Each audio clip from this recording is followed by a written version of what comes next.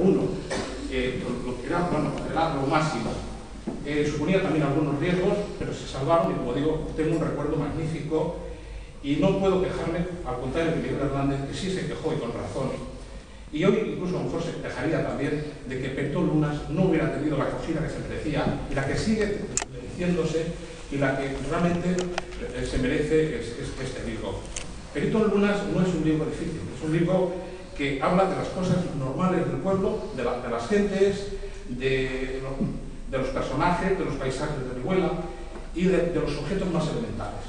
El propio Lorca le dice que no se enfade, que es así, que al principio pues las cosas cuestan mucho y bueno, pues a Miguel Hernández le pasó, pasaba a todos cuando estás empezando. Mandas el libro, lo distribuyes y bueno, algunas personas que tú crees que le van a prestar atención, pues o bien por olvido, por desorganización o por falta de educación general básica, ni tan siquiera te acusan recibo de la recepción del libro. Lorca le dice que no se preocupe, que eso nos pasa a todos, que en España se está haciendo la mejor literatura en aquellos momentos, la mejor literatura de Europa, la mejor poesía de Europa. El propio Lorca ese año, en el 33, estrena Bodas de Sangre, Salinas publica La voz aquí de vida, Miguel saca el Perito Lunas, en fin, en definitiva, que Miguel Hernández entra en una onda, en un momento en el que se encuentra con un nivel intelectual y poético altísimo.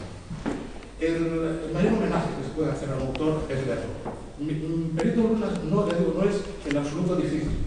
Cuando yo me tuve que enfrentar a él como pintor, el único problema que tienes es la cantidad de imágenes que Perito Lunas te presenta. Son unas octavas que por lo menos cada una te ofrece 8 imágenes. Tienes que elegir una. Yo no me lo planteé como la resolución de un acertijo, como en algún libro se dice que hay que adivinar. No, ni quise saber cuál era el título que cada uno había atribuido a cada poema. Elegí una imagen de las 8 que tenía, 8 o más que tenía cada poema, y lo hice pues como se hace en pintura, intentando atrapar ese instante antes de que se lo traiga el siguiente. La pintura no es como la literatura o el cine, donde es un proceso lineal y existe el tiempo. En pintura no existe el tiempo, es instantáneo y tienes que captar ese instante. Y al leer cada poema de Miguel Hernández hay que captar inmediatamente esa imagen. Y esa es la auténtica emoción, y ahí es donde está, en palabras del propio Lorca, está ese corazón luminoso y atormentado que tenía Miguel Hernández. Cuando se lee Perito Lunas, se descubre ese corazón, se descubre esa emoción y esa belleza.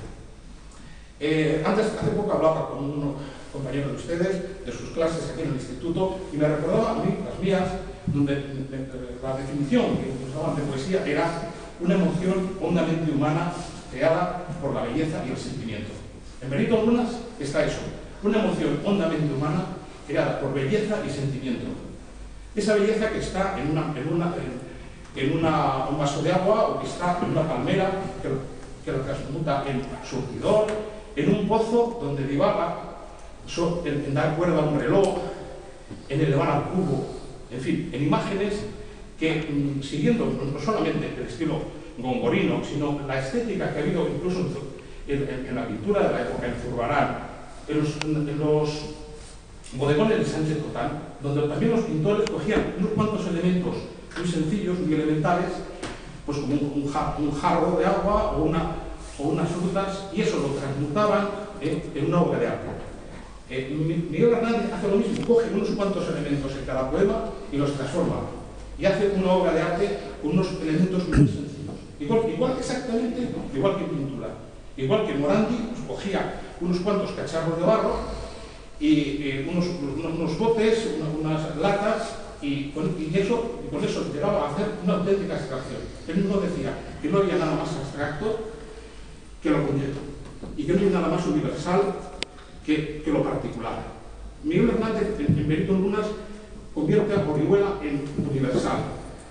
Consigue con los elementos más precisos y más concretos un auténtico arte abstracto que no es propio de un escritor nuevo, es propio de un escritor ya muy maduro, un escritor muy hecho y muy ya, digamos, cerrando el ciclo.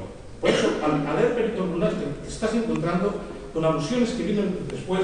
Bueno, la luna luego está presente en toda su obra, pero se ve el principio del anillo de su obra y se ve ya también el anillo que lo cierra.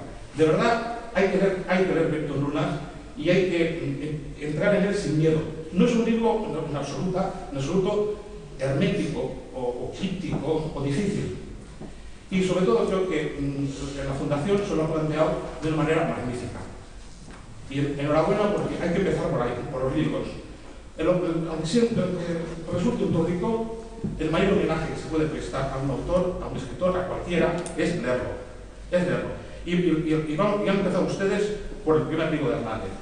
Sigan con los que vienen a continuación, descubrirán la enorme importancia que tiene Perito Lunas y cómo en Perito Lunas se encuentra la clave de toda la obra de Miguel Hernández.